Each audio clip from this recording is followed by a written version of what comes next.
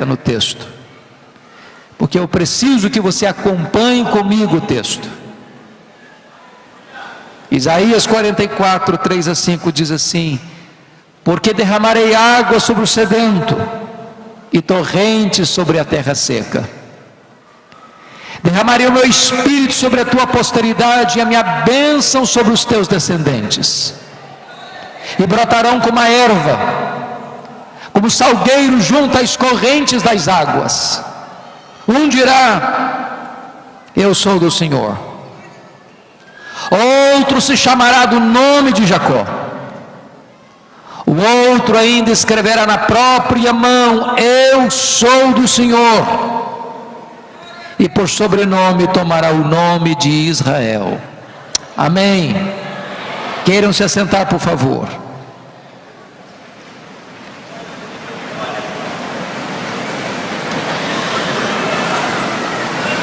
Curva sua fronte, querido. Nós vamos orar. Nós dependemos totalmente da graça de Deus. Deus, tu estás neste lugar. Esta é a hora que a tua palavra vai ser exposta. E tu és Deus que fala. E a tua voz é poderosa. E a tua voz é tremenda. E a tua voz despede chamas de fogo. E nesta noite te pedimos em nome de Jesus, que tu leves todo o nosso pensamento cativo à obediência de Cristo. Tu tomes a nossa mente, o nosso coração, a nossa vontade, para que todo o nosso ser esteja agora sedento, ávido daquilo que tu tens para nós nesta noite.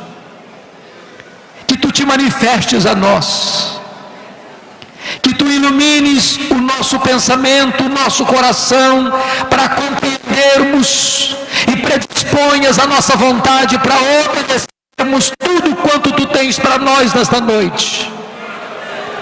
Glorifica o teu santo servo Jesus, exalta o teu Filho, e que o Espírito Santo que habita em nós e que nos dá entendimento da tua palavra, livremente haja com eficácia e poder neste lugar, para a glória do teu nome. Aqueles que estão tristes, que sejam consolados. Aqueles que estão desanimados, que sejam fortalecidos. Aqueles que estão fracos, que sejam revigorados. Aqueles que estão frios, que sejam aquecidos. Aqueles que estão perdidos, que sejam salvos. E que a tua glória se manifeste nesta casa, nesta noite. Nós precisamos de ti, Deus. E nós estamos ardentemente desejosos de que tu fales conosco, em nome de Jesus. Aleluia. Amém. Há alguns anos eu estava pregando na cidade de Salvador, na Bahia, e naquela ocasião eu pregava sobre avivamento espiritual. Quando eu terminei de pregar, uma repórter da cidade estava lá para uma entrevista. E aquela repórter olhou nos meus olhos e me fez uma pergunta perturbadora. Ela me perguntou assim: o senhor crê no que prega? E eu respondi para ela: é claro que eu creio no que eu prego. Ela, um tanto quanto cética, incrédula, me perguntou: mas o senhor acha que ainda hoje Deus possa impactar uma igreja?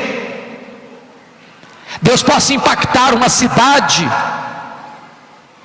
Deus possa impactar uma nação com o Evangelho? E eu respondi para ela: eu creio firmemente nisso. Ela então me perguntou: o senhor pode me dar então pelo menos alguma evidência disso? Eu respondi: eu posso. E eu citei para aquela repórter 2 exemplos. Primeiramente eu citei para ela o que aconteceu na Inglaterra no século XVIII. Naquele tempo, irmãos, o racionalismo, o iluminismo, A incredulidade, o ceticismo havia tomado conta da igreja. Poucos pregadores acreditavam na Bíblia como palavra de Deus. As igrejas estavam vazias, e pregadores descomprometidos pregavam sermões mortos para auditórios vazios e sonolentos, e desciam do púlpito para se embriagarem nas mesas de jogo. A igreja parecia mais um vale de ossos secos. Todos apostavam no fracasso irremediável da igreja. Quando todos pensavam assim, Deus começou a despertar um grupo de estudantes na Universidade de Oxford para orar e buscar a Deus em oração. Dentre eles estava John Wesley, George Whitefield e outros estudantes que se reuniam diariamente para orar, para se arrepender de seus pecados, para clamar a Deus por uma restauração da igreja e por um avivamento espiritual. Foi numa madrugada de 31 de dezembro de 1739, às 3 horas da madrugada, que os céus se fenderam naquela reunião de oração. O Espírito Santo foi derramado com grande poder, e aqueles moços cheios do Espírito Santo se levantaram com grande autoridade, com grande poder, para pregar o Evangelho. As igrejas vazias se encheram de pessoas famintas de Deus. Nas ruas, nas praças, as pessoas disputavam espaço para ouvir a palavra de Deus. E um grande avivamento espiritual varreu toda a Inglaterra. Milhares, centenas de milhares foram salvas. E dizem os historiadores que foi este avivamento inglês que salvou a Inglaterra do banho de sangue da Revolução Francesa. Mas eu contei para aquela repórter um exemplo mais contemporâneo. Eu contei para ela o que aconteceu na Romênia. Muitos de vocês acompanharam como a Romênia sofreu longos anos sob o governo truculento, carrasco, ditador e cruel de Ceausescu e da sua mulher. O que talvez alguns não se lembrem é que Deus começou a libertar a Romênia, e fez isso em apenas 10 dias. O que talvez alguns não se lembrem é que Deus usou uma igreja de apenas 80 membros para desencadear esse processo. Talvez alguns não se lembrem é que Deus usou 2 jovens para derrubar um esquema de opressão naquela nação. Tudo começou no dia 15 de dezembro de 1989, quando a polícia de Ceausescu cercou a casa do pastor Toderic, na cidade de Timisoara, para expulsá-lo da cidade. Os 80 membros da igreja fizeram um cordão de isolamento ao redor da casa do pastor e impediram que a polícia o expulsasse. A polícia foi buscar reforços. Os crentes da cidade se uniram. À boca da noite, um jovem batista comprou velas e as distribuiu para os crentes ao redor da casa. Quando a polícia chegou, com seus fuzis e metralhadoras, começou a atirar impiedosamente nos crentes. Deram um tiro na perna desse moço batista, correram com ele para o hospital, para amputar-lhe a perna, para salvar-lhe a vida. Quando ele estava gemendo de dor no seu leito, alguém se aproxima dele e perguntou assim: moço, você está arrependido? Ele respondeu: não, eu perdi uma perna, mas eu acendi a primeira vela.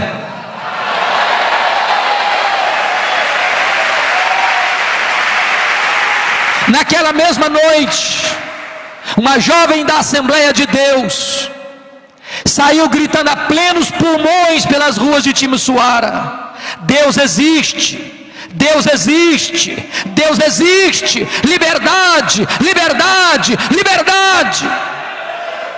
Aquele grito encontrou ouvidos em toda a nação. 10 dias depois, 25 de dezembro de 1989, sob a liderança dos pastores, havia mais de 100.000 pessoas na capital da Romênia, gritando a plenos pulmões: Deus existe, Deus existe, Deus existe, liberdade, liberdade, liberdade. Naquela noite de Natal, Ceausescu caiu, a Romênia ficou livre e o Evangelho pode prosperar naquela nação. Eu quero dizer para vocês, irmãos, que eu creio firmemente na possibilidade de um poderoso reavivamento espiritual na nação brasileira. E o texto que nós lemos nos fala sobre isso. Eu quero que você mantenha os seus olhos no texto comigo agora, e eu quero tratar de 4 verdades nesse texto. Primeiro, o avivamento é uma promessa de Deus. Segundo, o avivamento é uma necessidade da igreja. Terceiro, o avivamento deve ser buscado ansiosamente pela igreja. Quarto, o avivamento traz resultados extraordinários para a igreja. Vamos ver o primeiro ponto. O avivamento é promessa de Deus. E essa promessa tem 2 marcas. Primeiro, é uma promessa segura. Volte os olhos para mim, para o verso 3. Porque derramarei água sobre o sedento e torrente sobre a terra seca. Derramarei o meu espírito sobre a tua posteridade e a minha bênção sobre os teus descendentes. Notem vocês que quem está prometendo não é um homem. Quem está prometendo não é uma igreja. Quem está prometendo não é um concílio eclesiástico. Quem está prometendo é o Deus Todo-Poderoso, que não pode mentir e que não pode falhar. Quando Ele promete, Ele cumpre, e quando Ele faz, ninguém pode impedir a sua mão de fazê-lo.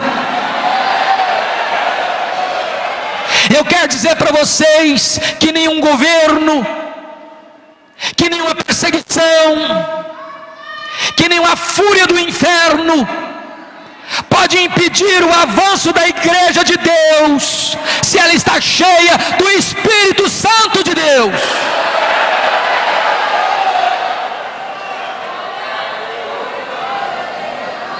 Lá no passado, o sinédrio judaico tentou impedir o avanço da igreja, prendendo os apóstolos, açoitando os apóstolos, massacrando os apóstolos. Mas quanto mais a igreja era perseguida, mais a igreja crescia.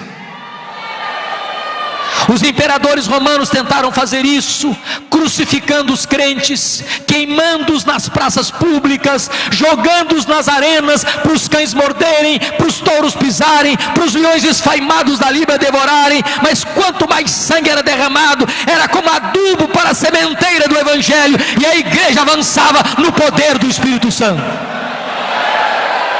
É como vocês cantam, é obra santa, ninguém detém. Deus prometeu e Ele é fiel para cumprir. Por isso essa promessa é segura.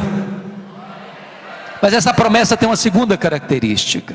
Ela não é apenas segura, ela é também abundante. Volte os olhos para o verso 3 outra vez. Porque derramarei água sobre o sedento e torrentes sobre a terra seca. Derramarei meu espírito sobre a tua e a minha bênção sobre os teus. Derramamento. Segundo, torrentes. O que significa isso? Deus não dá o seu espírito por medida. Deus tem mais para nós. Deus tem muito mais para nós. Deus tem infinitamente mais para nós. Talvez um dos grandes problemas nossos é que nós limitamos a obra de Deus à nossa experiência. Nós julgamos que tudo quanto Deus quer e pode fazer na nossa vida é aquilo que nós já experimentamos. E quando eu olho para a Bíblia, Sobretudo quando eu vejo as orações do apóstolo Paulo, eu me surpreendo. E eu penso que a oração mais ousada de toda a história é a oração que Paulo fez na carta aos Efésios, capítulo 3, verso 19. Quando ele orou para que você e eu sejamos tomados não de Deus, não da plenitude de Deus, mas para que sejamos tomados de toda a plenitude de Deus. E eu pergunto a você: quem é Deus? Quem é Deus? Dar-lhes-ei apenas os atributos que só Deus os tem. Deus é autoexistente, Deus é infinito, Deus é imenso, Deus é eterno, Deus é imutável, Deus é onipotente, Deus é onipresente, Deus é onisciente, Deus é transcendente, Deus é soberano, Deus é maior do que tudo quanto Ele criou.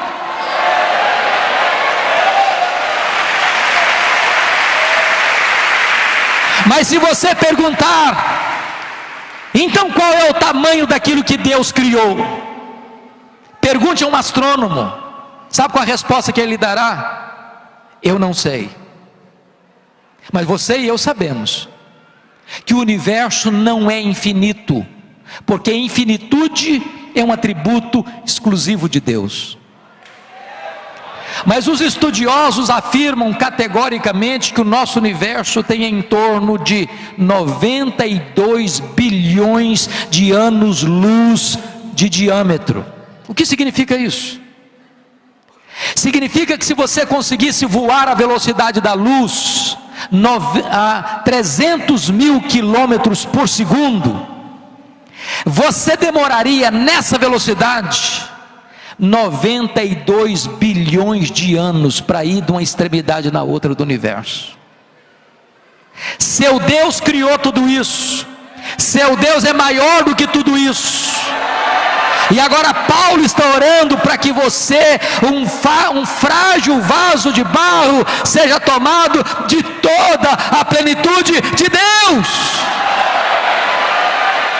E quando você pensa que Paulo está delirando, ele diz logo em seguida no verso 20 de Efésios 3, ora aquele que é poderoso para fazer não mais, não muito mais, mas infinitamente mais do que tudo quanto pedimos ou pensamos, conforme o seu poder que opera em nós, a ele seja a glória na igreja e em Cristo Jesus, agora e pelos séculos eternos. Deus tem mais para nós, irmãos. Deus tem infinitamente mais para nós. E eu gostaria de ilustrar isso para você.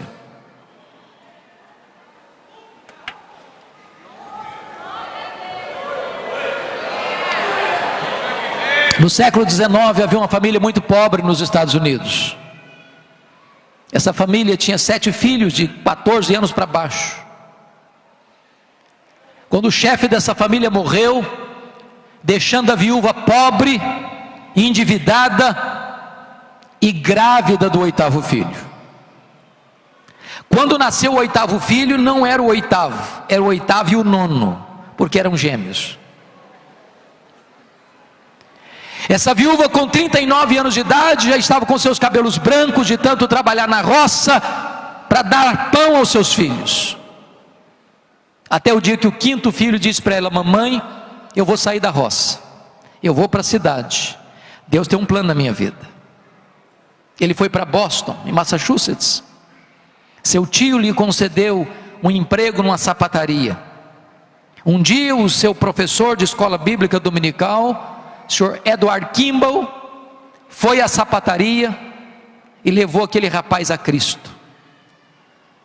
Um dia esse moço está na igreja e o pregador disse assim, o mundo está para ver o que Deus pode fazer com um homem totalmente entregue nas suas mãos. Ele diz, meu Deus, eu quero ser esse homem. Certa feita ele pregava em Chicago, e 2 senhoras idosas abordaram-no na porta da igreja, dizendo, nós estamos orando pelo senhor. Ele perguntou, mas por quê? E elas responderam, para que Deus o revista com o poder do Espírito Santo. Um dia ele caminhava em Nova York, pela Wall Street, quando de repente o Espírito Santo veio com poder sobre ele, ele saiu correndo pela rua, entrou numa casa, entrou no quarto, ajoelhou-se, e ali o Espírito Santo desceu com grande poder sobre ele. Ele diz, parecia que ondas elétricas penetravam pelo seu corpo. Chegou um momento que ele diz, meu Deus, basta, eu não aguento mais, Senhor. Quando ele se levantou dos seus joelhos, nunca mais a história dele foi a mesma, nunca mais a história da América foi a mesma. Aquele moço era Dwight Lima Moody, o maior avivalista de todos os tempos, o homem que a partir daí levou mais de 500.000 pessoas a Cristo. O seu Deus é o mesmo, e Deus pode fazer o mesmo.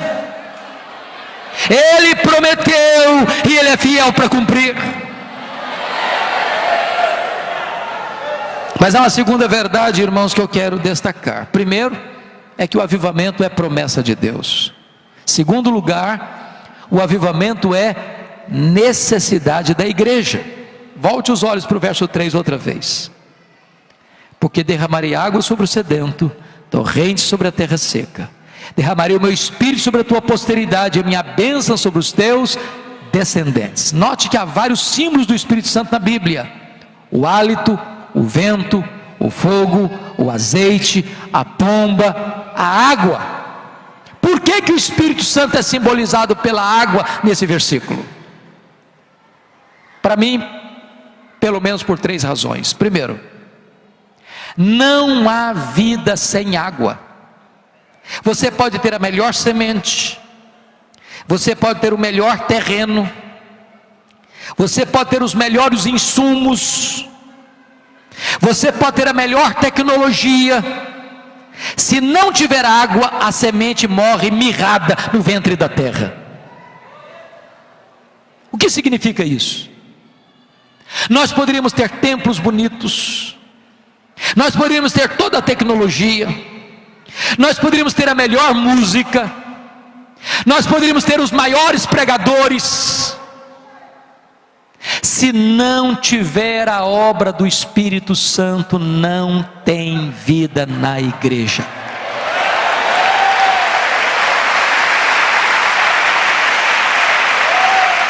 Nós poderíamos reunir todo o nosso conhecimento, nós poderíamos reunir toda a nossa metodologia, nós poderíamos ter a eloquência dos anjos. Sem o Espírito Santo não haverá sequer um convertido na terra. Eu tenho que concordar com Charles Haddon Spurgeon quando ele disse: é mais fácil eu acreditar que um leão tornar-se-á vegetariano do que eu acreditar que uma alma sequer possa ser salva sem a obra do Espírito Santo de Deus. Nós precisamos do Espírito Santo, nós dependemos do Espírito Santo. Mas em segundo lugar, irmãos, a água é necessária para purificar. E a Bíblia diz que quando o Espírito Santo viesse, ele convenceria o mundo do pecado, da justiça e do juízo. Só o Espírito Santo, irmãos, pode convencer o homem de pecado. Só o Espírito Santo pode nos humilhar, nos quebrantar. E eu estou absolutamente seguro, irmãos, de que se as torrentes de Deus ainda não caíram copiosamente sobre nós, é porque existe algo impedindo a chegada dessas torrentes. Há um obstáculo entre as chuvas de Deus e a terra seca, e esse obstáculo chama-se pecado. Eu não sei se você já fez essa pergunta, eu já fiz tantas vezes: por que, meu Deus? Por que que essa chuva não chegou? Por que que essas torrentes ainda não caíram? Será que o ouvido de Deus está surdo? Será que a mão de Deus está encolhida? Será que a igreja não precisa? Será que o mundo não carece do Evangelho? O que é que está retendo essas chuvas? E a única resposta que nós temos é que entre as torrentes dos céus e a terra seca há um obstáculo que se chama pecado. Antes de Elias subir para o cume do Carmelo e clamar pelas torrentes do céu, ele tirou Baal do caminho. Não adianta mudar Baal de lugar, não adianta dar roupagens novas para Baal. Enquanto Baal não for tirado do caminho, as chuvas de Deus não descerão.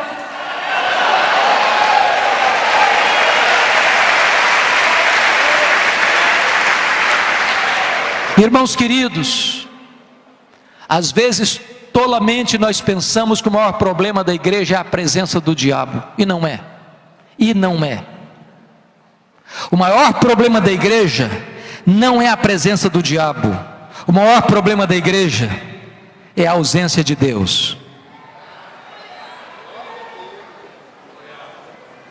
Quando Josué, lá no capítulo 7 do seu livro, passa por uma experiência dramática, porque tinha recebido de Deus uma grande vitória contra a cidade de Jericó. Agora sofreram uma humilhante derrota diante da pequena cidade de Ai.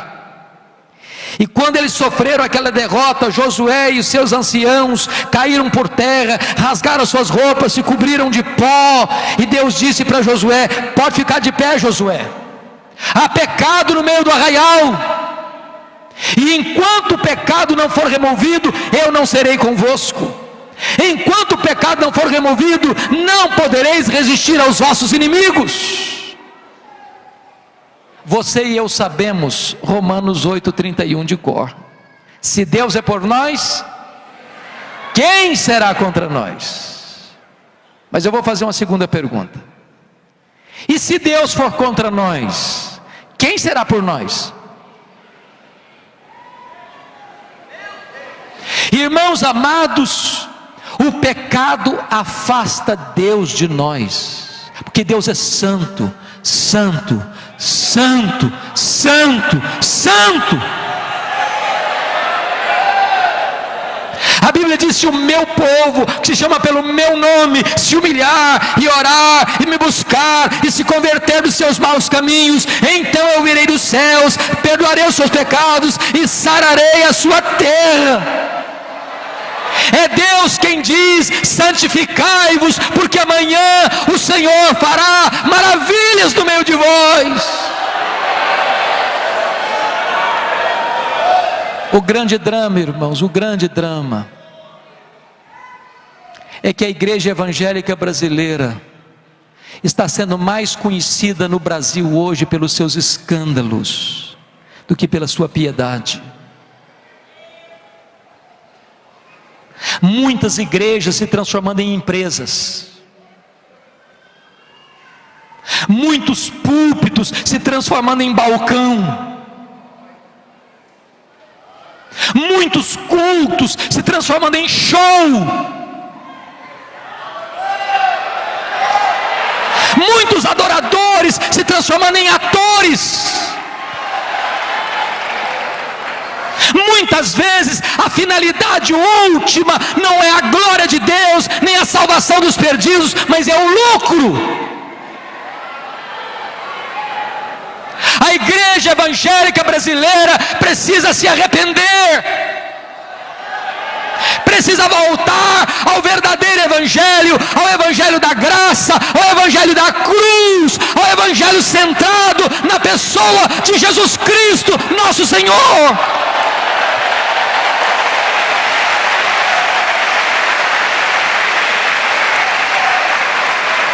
Não é verdade que o evangelho é carro novo, é apartamento novo, é sítio novo, é riqueza na terra. O evangelho fala da cruz, o evangelho fala do sangue de Cristo, o evangelho promete vida eterna.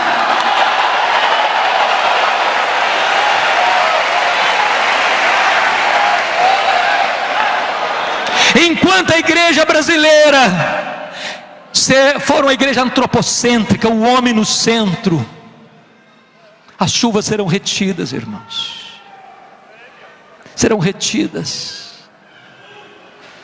É triste, mas o índice de divórcio nas igrejas evangélicas é quase o mesmo fora da igreja. É triste, mas o número de rapaz e moça que vai para a cama no namoro, com o namorado, com a namorada, é quase o mesmo dentro da igreja que fora da igreja. É triste, mas a quantidade de crente que é desonesto nos seus negócios, que mente, que é infiel ao marido, que é infiel à esposa, e que é enrolado nos seus negócios dentro da igreja, é quase o mesmo fora da igreja. Temos visto hoje muita adesão e pouca conversão, muito ajuntamento, pouco quebrantamento. O povo de Deus precisa se arrepender, porque o juízo começa pela casa de Deus. Nós precisamos do Espírito Santo, porque só o Espírito Santo de Deus pode nos levar ao arrependimento verdadeiro e nos levar aos pés do Salvador, que perdoa pecados, que nos lava com seu sangue e que nos torna mais alvos do que a neve. Mas em terceiro lugar, irmãos, a água é necessária não apenas para dar vida e para purificar. A água é necessária para matar a sede.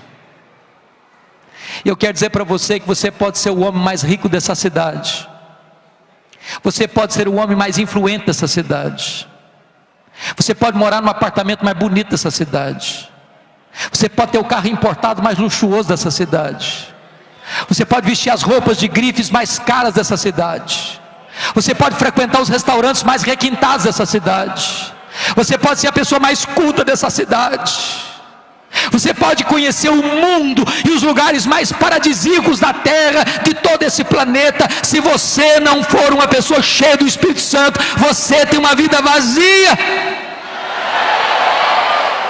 Só o Espírito Santo de Deus pode dar sentido à sua vida. Nós precisamos do Espírito Santo. O avivamento é uma necessidade da igreja. Mas uma terceira verdade que eu quero partilhar, irmãos.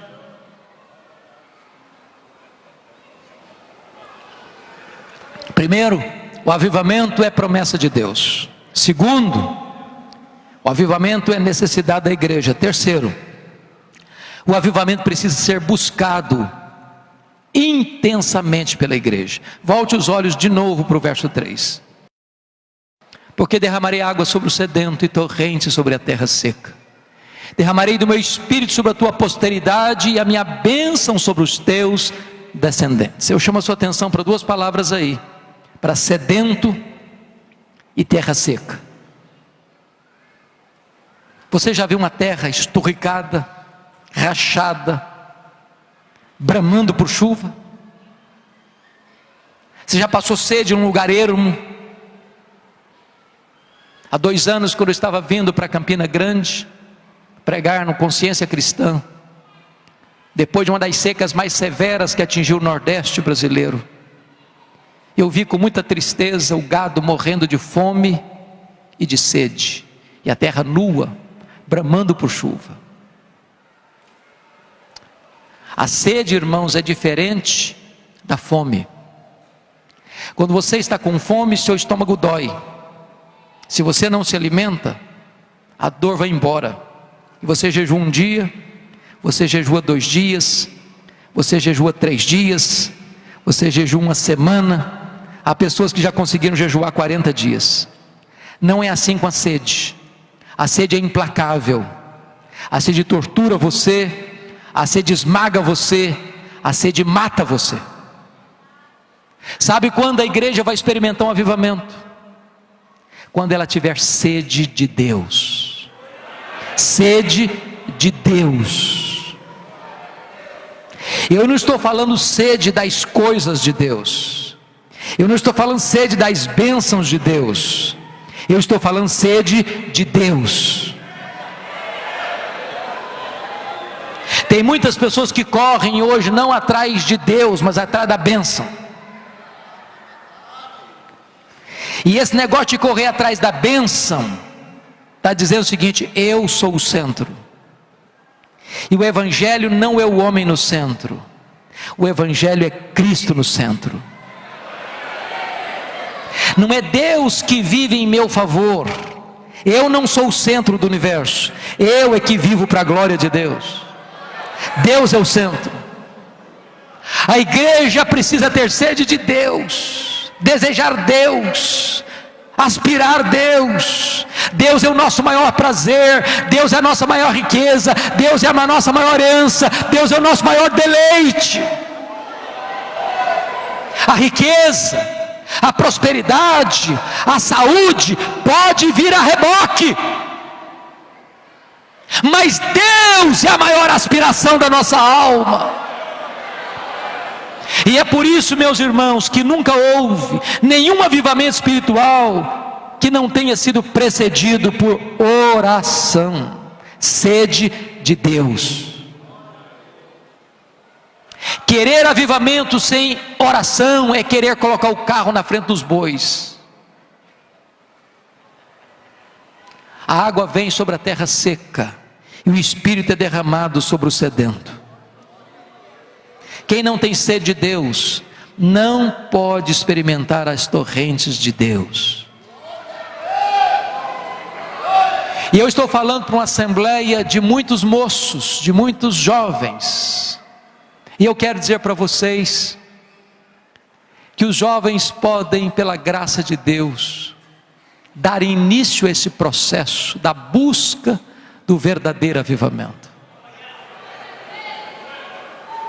Você, adolescente, pode ser um instrumento que Deus vai usar para desencadear um grande avivamento na nação brasileira. E eu quero exemplificar isso. Isso aconteceu no ano de 1904 no país de Gales. Naquela época o país de Gales estava rendido ao futebol, como o Brasil está rendido hoje ao futebol.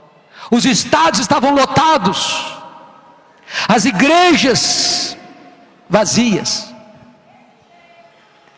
E tudo começou quando um adolescente, um jovem, entrou no gabinete pastoral e viu o seu pastor de joelhos, com o rosto no chão, chorando e clamando a Deus, dizendo assim: oh meu Deus, dobra minha vida, meu Deus, dobra minha vida, oh meu Deus, dobra minha vida.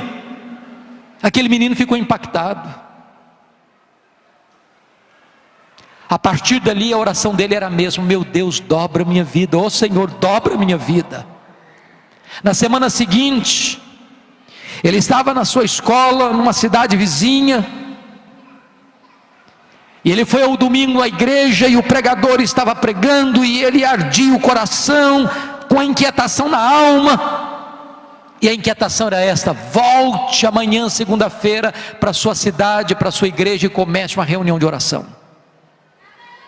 Ele, inexperiente, procurou o pastor depois do culto, disse: pastor, eu estou com o coração queimando, mas eu não sei discernir essas coisas, eu não sei se isso é voz de Deus ou voz do diabo. O desejo que eu tenho é de voltar para a minha cidade e começar uma reunião de oração na segunda-feira. O pastor respondeu para ele: meu filho, se é para orar, pode voltar, é Deus falando com você. O diabo não manda ninguém orar não, pode voltar que Deus está falando com você. Ele voltou, reuniu os moços. Na segunda-feira, quando Deus abençoa, queridos, as pessoas não têm pressa. A reunião de oração foi das 7 da noite às 10:30 da noite. Na terça-feira, a igreja em peso na reunião de oração. Na quarta-feira, uma multidão na reunião de oração. Para encurtar a conversa, no sábado, o comércio da cidade fechou. Ninguém queria outra coisa a não ser buscar Deus. Em 6 meses, tinha mais de 100.000 pessoas convertidas. Este avivamento varreu o país de Gales. Este avivamento entrou nas universidades americanas. Este avivamento chegou em Xangai, na China. Esse avivamento entrou na Coreia. E Deus salvou centenas de milhares de pessoas, porque um jovem se colocou nas mãos de Deus para buscar a presença de Deus.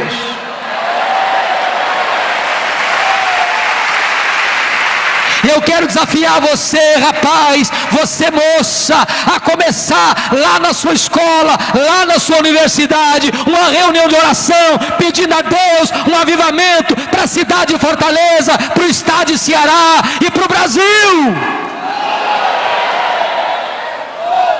Eu encorajo a você, moço, a reunir os seus amigos e a buscarem a Deus, e a clamarem a Deus, e a confessar os seus pecados, e a desejarem serem cheios do Espírito Santo, e certamente as torrentes de Deus hão de vir sobre a nação brasileira.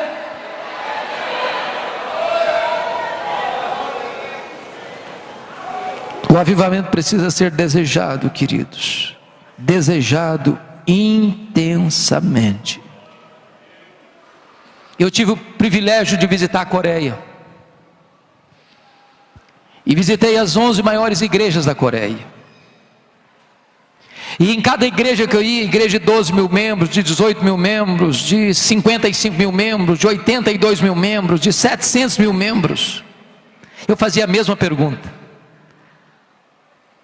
qual é o principal fator do crescimento da igreja? A resposta era a mesma sempre: oração, oração, oração. Lá na Coreia tem um costume, pastor Gessé: nenhuma igreja, nem presbiteriana, nem batista, nem metodista, nem da Assembleia de Deus é organizada sem ter reunião diária de oração de madrugada. Pode estar frio, pode estar quente, pode estar fazendo 10 graus negativos, pô, vai na reunião de oração. E aí eu caí na bobagem de dizer assim para um pastor: vocês oram de madrugada porque vocês são orientais, essa é a cultura de vocês. Ele me respondeu assim: não. No mundo inteiro as pessoas levantam de madrugada para ganhar dinheiro. Nós levantamos de madrugada para buscar a Deus, porque Deus é prioridade na nossa vida.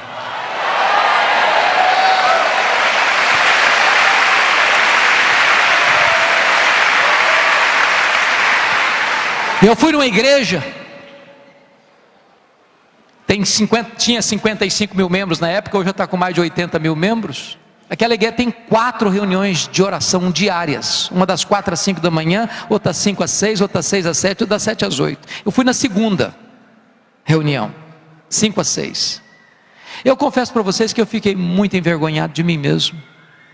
Era de noite ainda, fazendo muito frio. Quando nós nos aproximamos um pátio parecido com esse, grande, enorme, carros e mais carros chegando, os diáconos todos de paletó e gravata, com um apito e com uma lanterna na mão, coordenando o estacionamento. Quando nós entramos num templo parecido com esse, a igreja lotado, coral apóstolo, não tinha mais lugar para sentar. Contei mais de 200 pessoas assentadas de frente ao púlpito, numa das reuniões diárias de oração. Quando esse povo levantou a voz para orar, parecia que os céus haviam descido à terra.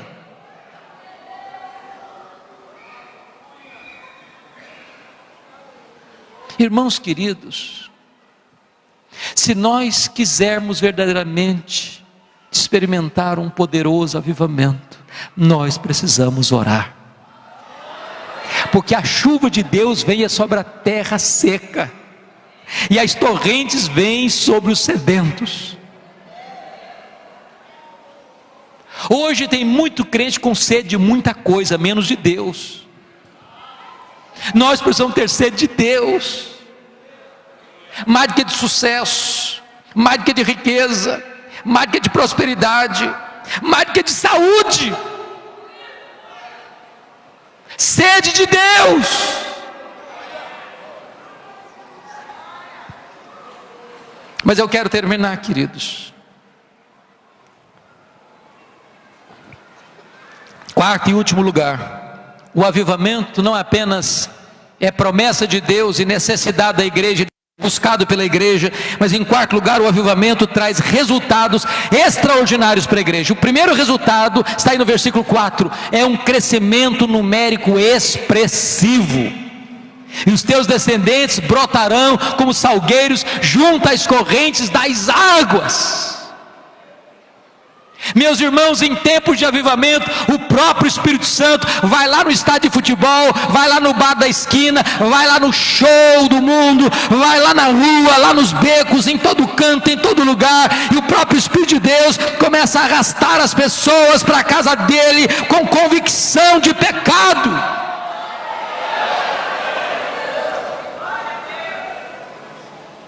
Deus pode fazer mais num dia de avivamento do que num ano inteiro de trabalho no esforço do braço da carne.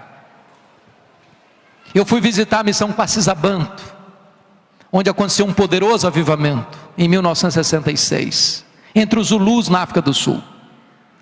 Pastor Erlistig esteve pregando lá 12 anos, com resultados pequenos demais. Quando um dia ele pregava e uma mulher se aproximou dele e perguntou assim: pastor, o senhor está falando que seu Deus tem todo o poder? O pastor disse: é isso que eu estou pregando. A mulher disse: então eu preciso do seu Deus, porque eu tenho uma filha endemoniada lá em casa, amarrada num tronco, igual um bicho, uma fera. Vamos lá para minha filha ser liberta. E o pastor Erlistig disse que sentiu um calafrio na espinha. Ele disse: meu Deus, e se não funcionar agora, o que é que eu vou fazer? Quando ele chegou naquela casa, aquela mulher estava ensanguentada, bufando como uma fera, amarrada com arame no tronco. E em vão ele tentou expulsar os demônios daquela mulher. Chamou os missionários da região e tentaram expulsar os demônios, não conseguiram. Amarraram aquela mulher, levaram-na para a fazenda, e ela quebrou tudo lá, tiveram que devolver a moça no estado pior. E o pastor tomou a decisão: eu vou embora desse país, eu não tenho mais autoridade para pregar o evangelho aqui. Quando ele estava arrumando as malas, Deus falou com ele: você não tem que ir embora, você tem que buscar poder. E ele parou tudo que estava fazendo, parou tudo, e começou a buscar Deus, e começou a confessar os seus pecados, começou a chorar pelos seus pecados. Nos últimos 3 meses, eles se reuniam 3 vezes por dia, e a única coisa que conseguiam era chorar. Depois de 3 meses de lágrimas, numa determinada manhã, o Espírito Santo desceu sobre eles. A primeira coisa que aconteceu é que eles foram naquela casa e a moça foi liberta. Nos dias seguintes, pastores, cada missionário, ao acordar, tinha 5, 10, 20, 30, 100 pessoas na porta da sua casa, com pressa para acertar a vida com Deus. Os feiticeiros iam chorando de longe, confessando os seus pecados. E ali, numa fazenda, foi construído um templo para 15 mil pessoas, com 3 cultos por dia. E pessoas do mundo inteiro vindo o que Deus estava fazendo. Os cegos viam, os coxos andavam, os leprosos eram purificados, os mortos ressuscitavam. Se você quiser ler essa história, eu recomendo você ler 2 livros. Primeiro, Reavivamento na África do Sul, um livro em português. Segundo, Deus entre os Zulus, God Among the Zulus, de Kurt Koch. A regente do coral ficou 17 horas no caixão. Quando ela estava sendo levada para o cemitério, Deus a ressuscitou. Deus fazendo coisas extraordinárias. Porque quando Deus derrama do seu espírito, os descendentes de Abraão vão brotando como salgueiras junto às correntes das águas.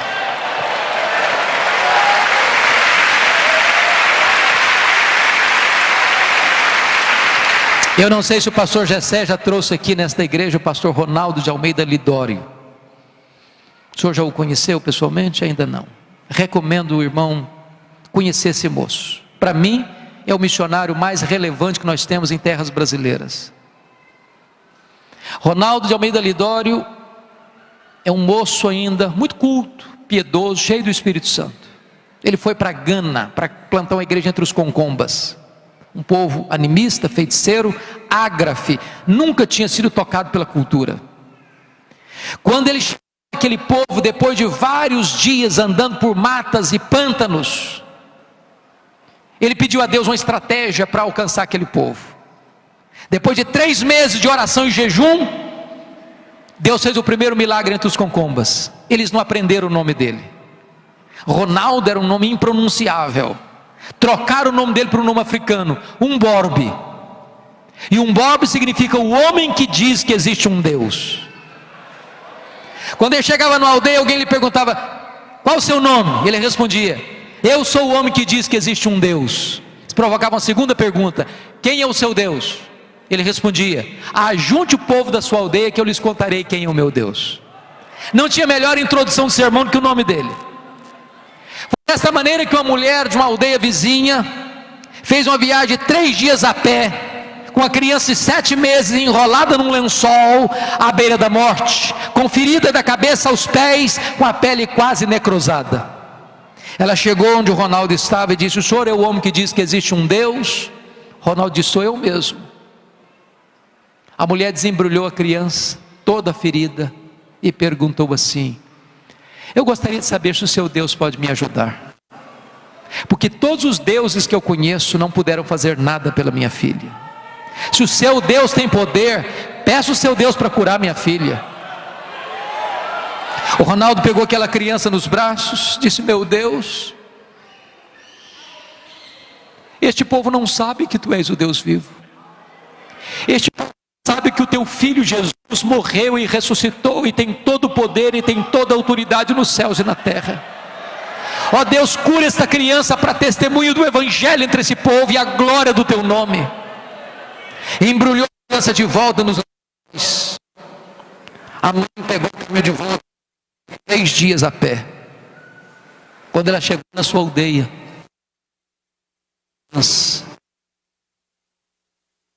havia mais naquela criança, nem marcas de ferida. Aquela mãe saiu gritando a plenos pulmões pelas cabanas da sua aldeia ter encontrado o Deus vivo. E o pastor Ronaldo registra num de seus livros que a partir daquele dia não ficou um dia sequer sem que um feiticeiro viesse correndo, chorando, confessando os seus pecados, entregando a sua vida a Cristo. Ele passou ali pouco mais de 5 anos, plantou 14 igrejas, com mais de 6.000 pessoas batizadas. Hoje já são mais de 40 igrejas, com dezenas de pessoas crentes e convertidas ao Senhor Jesus, porque quando Deus derrama do seu Espírito, os descendentes de Abraão vão brotando como salgueiros junto às correntes das águas. Mas há um segundo resultado, irmãos. Confira o verso 5. O segundo resultado é que os crentes se levantam para testemunhar do nome de Deus. Um dirá: eu sou do Senhor. O outro se chamará do nome de Jacó. Pensem comigo, irmãos, se cada pessoa que está aqui nesse auditório, crianças, juniores, adolescentes, jovens, homens, mulheres, anciãos, anciãs, pastores, seminaristas, missionários, obreiros, todos nós, pelas ruas, pelos becos, pelas praças, pelo bairro, pelos hospitais, pelas escolas, pelas universidades, pelas lojas, pelas indústrias, pelas fábricas, pelo comércio, por todo canto, por todo lado, saíssemos dizendo: eu sou do Senhor, eu sou do Senhor, eu sou do Senhor, eu sou do Senhor, eu sou do Senhor, eu sou do Senhor, eu sou do Senhor, eu sou do Senhor, eu sou do Senhor. Essa mensagem seria com a velocidade de um rastilho de pólvora. Talvez você diga assim: ah, pastor, mas eu não fiz teologia, mas eu não fiz instituto bíblico, mas eu não fiz seminário, mas eu não conheço Bíblia assim, eu nunca fiz um curso, eu nunca prestei atenção para essa questão da interpretação da Bíblia, eu não sei falar em público. Deixa eu dizer uma coisa para vocês: você sabe tudo quanto uma pessoa precisa saber para levar alguém a Cristo. Tudo. Tudo. E se você não sabe nada, pelo menos você poderia dizer assim: eu só sei de uma coisa, é que eu era cego e agora eu vejo. Eu quero dizer para você que o poder não está na sua palavra, o poder não está no seu conhecimento, o poder não está na sua metodologia, o poder não está na sua eloquência, o poder está no Evangelho de Jesus Cristo. Abra sua boca e Deus a encherá.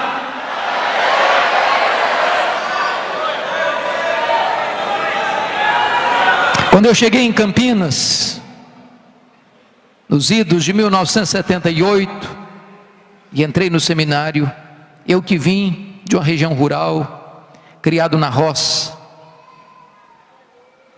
fui calçar meu primeiro par de sapatos com 8 anos de idade. Uma missionária americana fez amizade comigo e me disse: eu vou levar você para conhecer a escola de cadetes de Campinas. Lugar muito bonito, muito pomposo.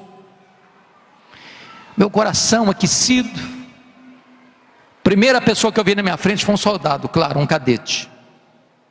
Estava com a sua metralhadora em punho, no seu posto de guarda, com a sua farda engomada, com o seu nome bordado na lapela da sua farda: João Miguel Corpas.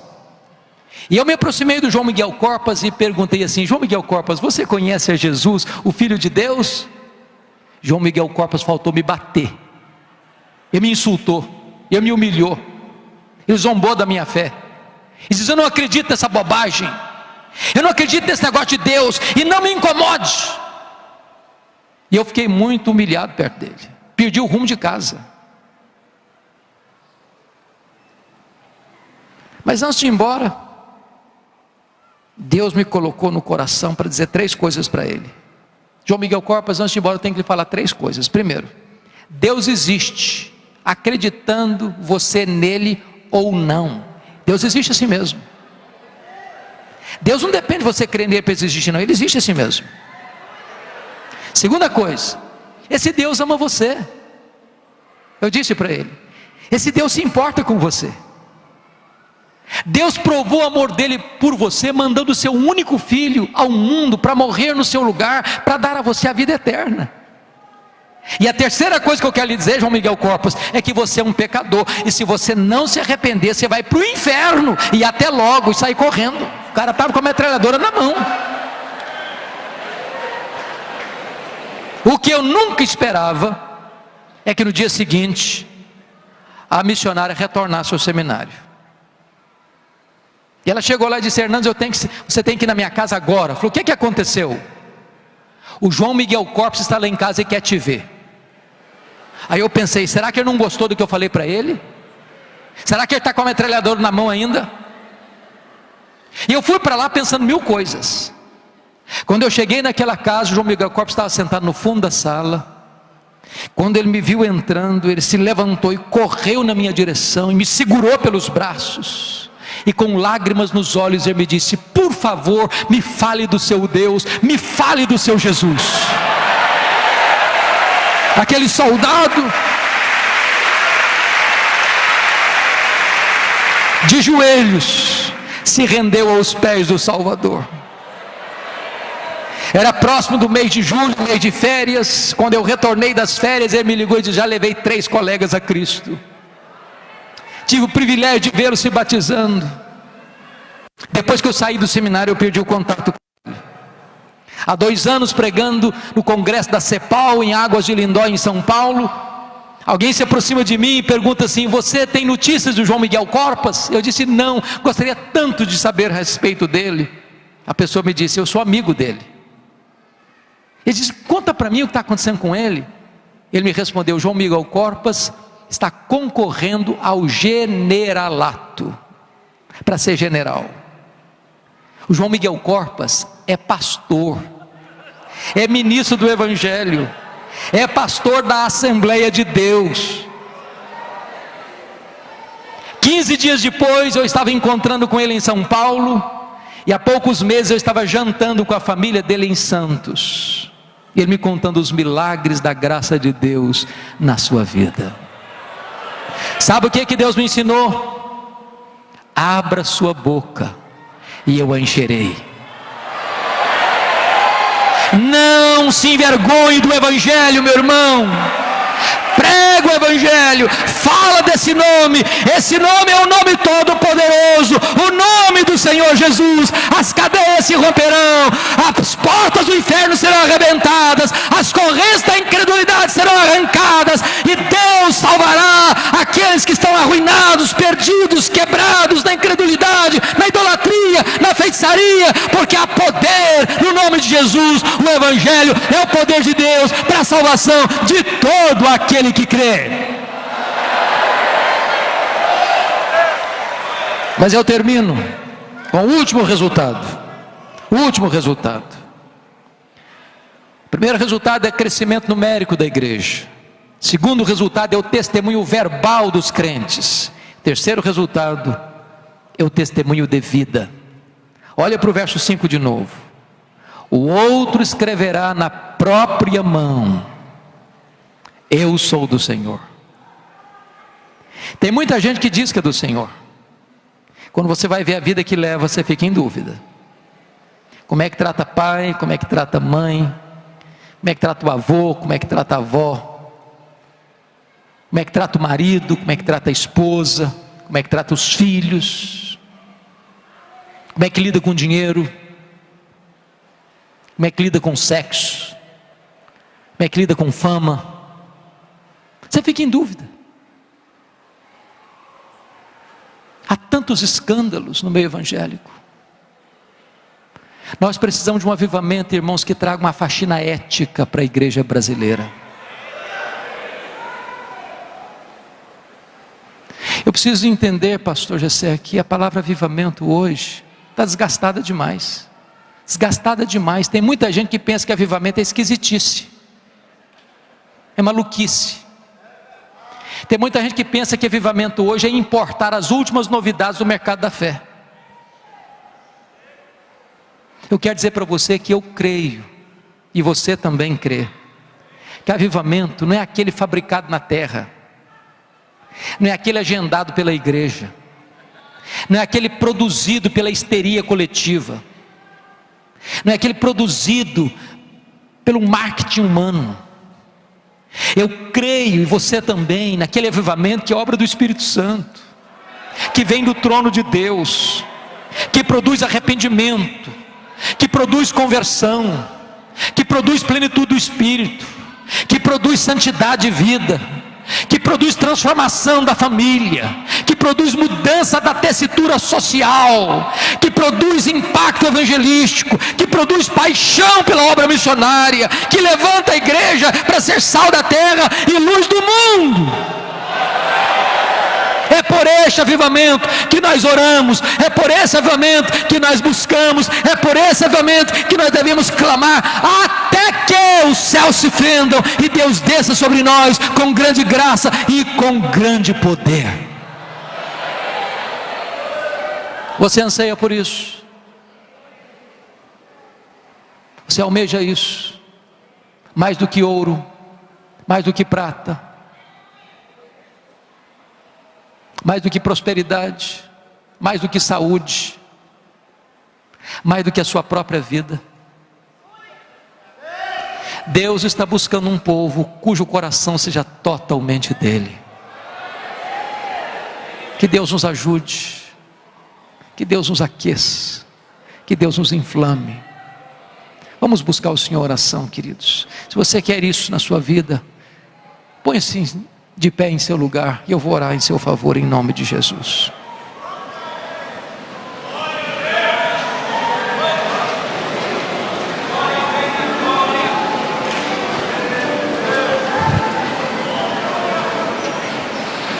Deus, aqui está o teu povo, o povo que é conhecido pelo teu nome, povo que foi comprado e lavado no sangue do Cordeiro, povo que um dia foi convencido de pecado, nasceu de novo, selado com o Espírito Santo da promessa.